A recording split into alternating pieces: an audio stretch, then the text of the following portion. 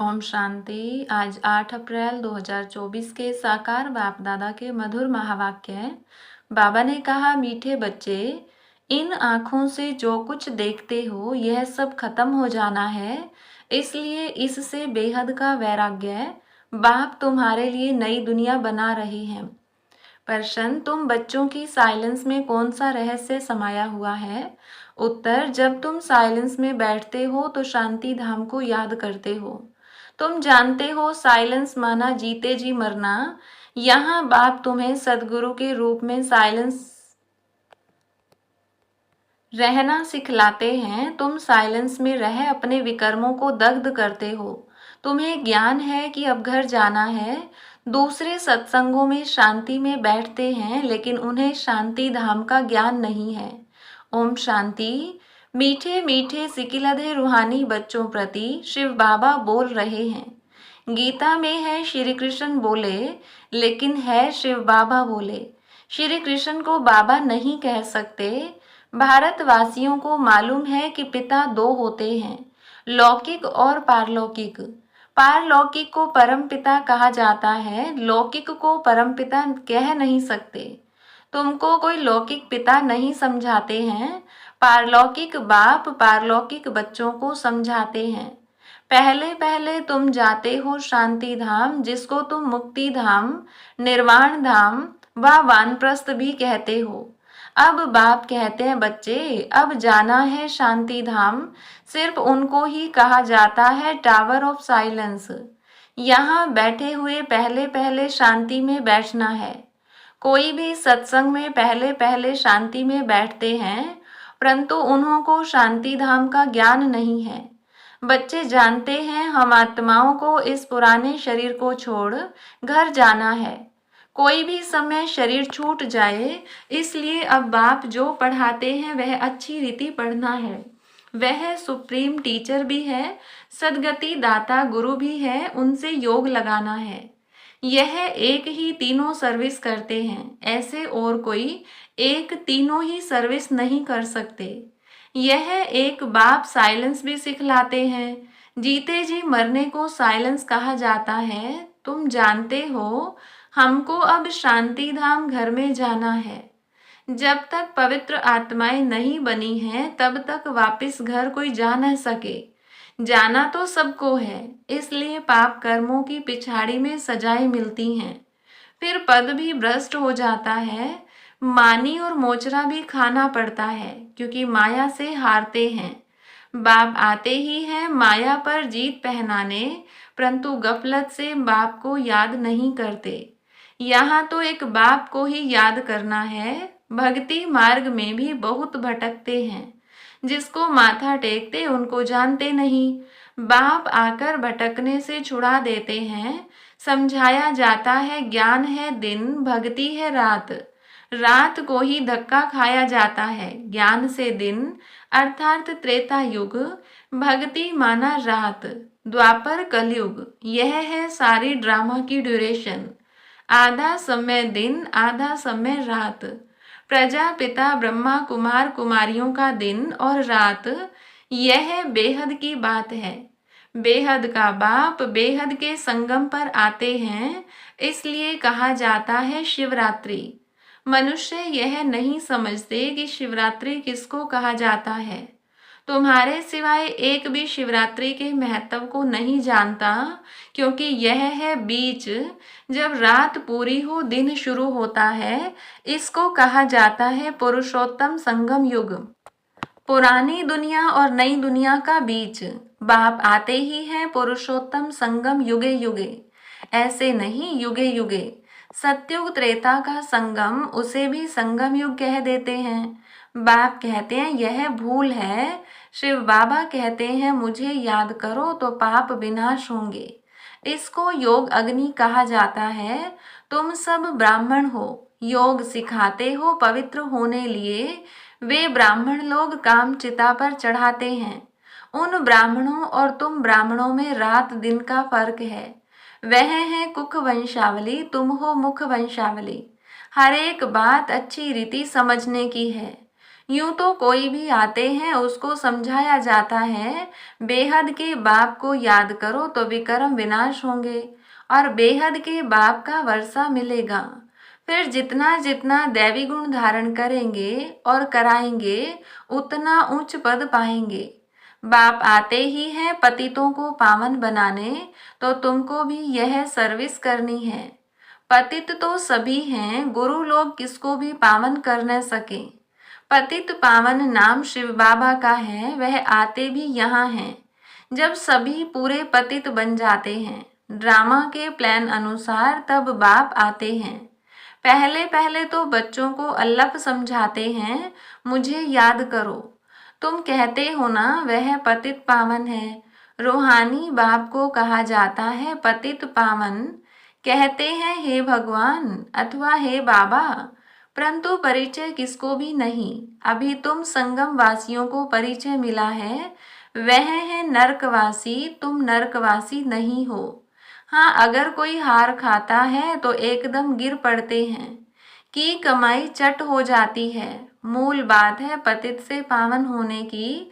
यह है ही विशेष दुनिया, वह है वाइसलेस दुनिया, नई दुनिया जहाँ देवताएं राज्य करते हैं।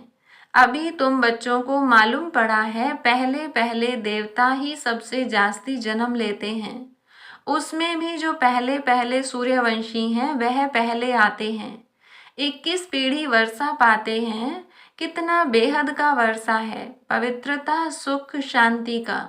सत्युग को पूरा सुखधाम कहा जाता है। त्रेता है सैमी, क्योंकि 2 कला कम हो जाती है। कला कम होने से रोशनी कम होती जाती है। चंद्रमा की भी कला कम होने से रोशनी कम हो जाती है। आखरीन बाकी लकीर जाकर बचती है, नील नहीं होता है। तुम्हारा भी ऐसे है, नील नहीं होते। इसको कहा जाता है आटे में नमक। बाप आत्माओं को बैठ समझाते हैं, यह है आत्माओं और परमात्मा का मेला। यह बुद्धि से काम लिया जाता है। परमात्मा कब आते हैं?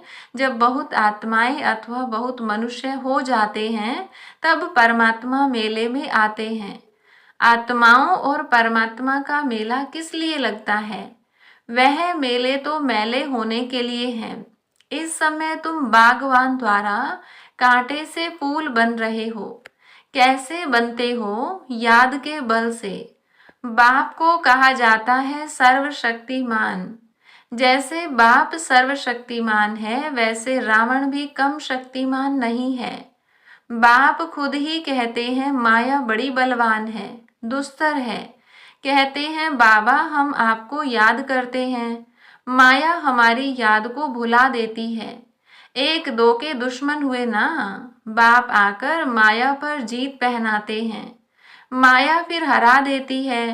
देवताओं और असुरों की युद्ध दिखाई है, परंतु ऐसे कोई है नहीं। युद्ध तो यह है, तुम बाप को याद करने से देवता बनते हो।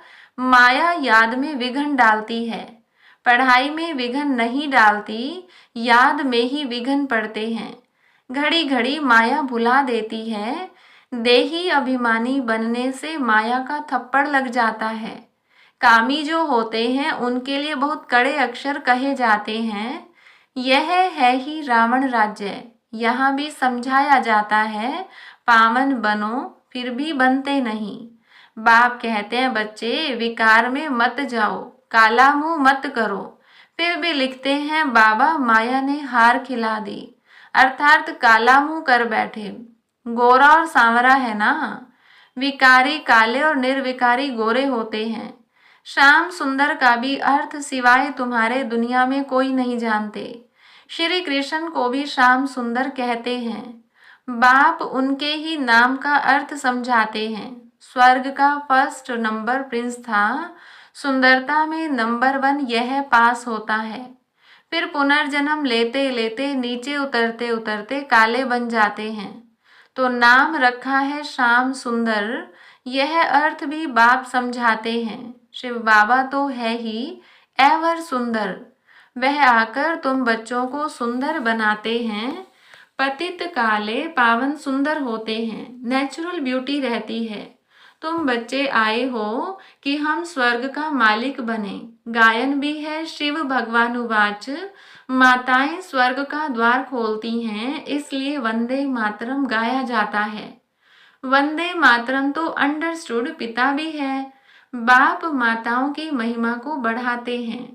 पहले लक्ष्मी पीछे नारायण, यहाँ फिर पहले मिस्टर फिर पीछे मिसेज। ड्रामा का राज ऐसा बना हुआ है। बाप रचयिता पहले अपना परिचय देते हैं। एक है हद का लौकिक बाप, दूसरा है बेहद का पारलौकिक बाप। बेहद के बाप को याद करते हैं क्योंकि उनसे बेहद का वर्षा मिलता है। हद का वर्षा मिलते हुए भी बेहद के बाप को याद करते हैं। बाबा आप आएंगे तो हम और संग तोड़ एक आपसे ही जोड़ेंगे।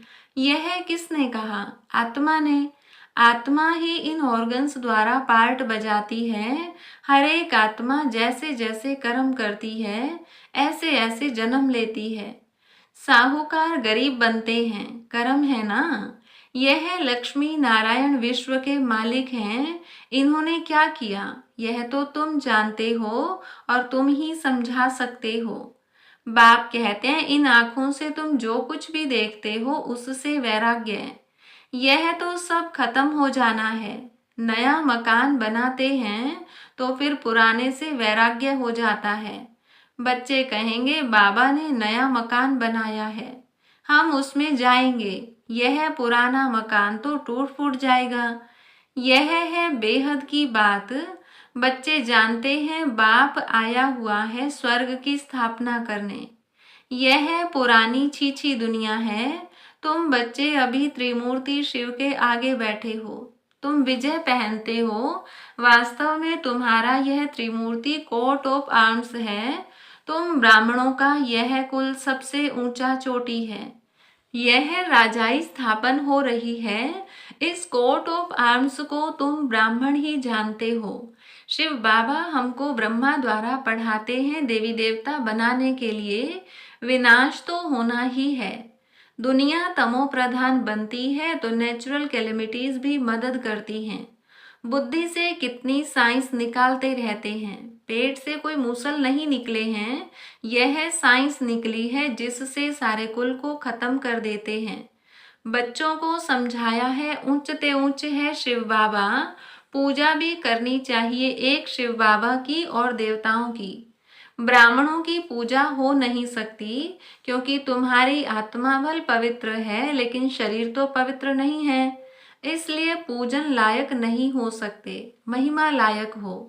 जब तुम देवता बनते हो तो आत्मा भी पवित्र, शरीर भी नया पवित्र मिलता है। इस समय तुम महिमा लायक हो। वंदे मातरम गाया जाता है। माताओं की सेना ने क्या किया? माताओं ने ही श्रीमत पर ज्ञान दिया है। माताएं सबको श्रीमत पर ज्ञान देती हैं। माताएं सबको ज्ञान अमृत पिलाती हैं। यथार्थ रीति तुम ही समझते हो। शास्त्रों में तो बहुत कहानियां लिखी हुई हैं, वह बैठकर सुनाते हैं। तुम सत्य सत्य करते रहते हो। तुम यह बैठकर सुनाओ तो सत्य सत्य कहेंगे। अभी तो तुम सत्य सत्य नहीं कहेंगे। मनुष्य तो ऐसे पत्थर बुद्धि हैं जो सत्य सत्य कहते रहते हैं। गायन भी है पत्थर बुद्धि और पारस बुद्धि। पारस बुद्धि माना पारसनाथ। नेपाल में कहते हैं पारसनाथ का चित्र है। पारसपुरी का नाथ यह लक्ष्मी नारायण है। उन्हों की डिनाइस्टी है। अब मूल बात है रचयिता और रचना के राज को जानना, जिनके लिए ऋषि मुनि भी नेति नेति करते गए हैं। अभी तुम बाप द्वारा सब कुछ जानते हो, अर्थात आस्तिक बनते हो। माया रावण नास्तिक बनाती है। अच्छा, मीठे मीठे सिकिलधे बच्चों प्रति माता पिता बाप दादा का याद प्यार और गुड मॉर्निंग। रूहानी बाप की रूहानी बच्चों को नमस्ते। रूहानी बच्चों की रूहानी बाप दादा को नमस्ते। धारणा के लिए मुख्य सार पहली पॉइंट है, सदा स्मृति रहे कि हम ब्रह्मा मुख वंशावली ब्राह्मण हैं। हमारा सबसे उच्च कुल है। हमें पवित्र बनना और बनाना है। पतित पावन बाप का मददगार बनना है। दूसरी पॉइंट, याद में कभी गफलत नहीं करना है। देह अभिमान के कारण ही माया याद में विघ्न डालती है, इसलिए पहले देह अभिमान को छोड़ना है। योग अग्नि द्वारा पाप नाश करने हैं। वरदान, साधनों की प्रवृत्ति में रहते कमल फूल समान न्यारे और प्यारे रहने वाले बेहद के वैरागी भव। साधन मिले हैं तो उन्हें बड़े दिल से यूज करो, यह साधन है ही आपके लिए। लेकिन साधना को मर्ज नहीं करो, पूरा बैलेंस हो। साधन बुरे नहीं हैं, साधन तो आपके कर्म का, योग का फल है। लेकिन साधन की प्रवृत्ति में रहते कमल पुष्प समान न्यारे और बाप के प्यारे बनो। यूज करते हुए उन्हों के प्रभाव में नहीं आओ। साधनों में बेहद की वैराग्य वृत्ति मर्ज न हो। पहले स्वयं में इसे इमर्ज करो, फिर विश्व में वायुमंडल फैलाओ। स्लोगन, परेशान को अपनी शान में स्थित कर देना ही सबसे अच्छी सेवा है। अच्छा, ओम शांति।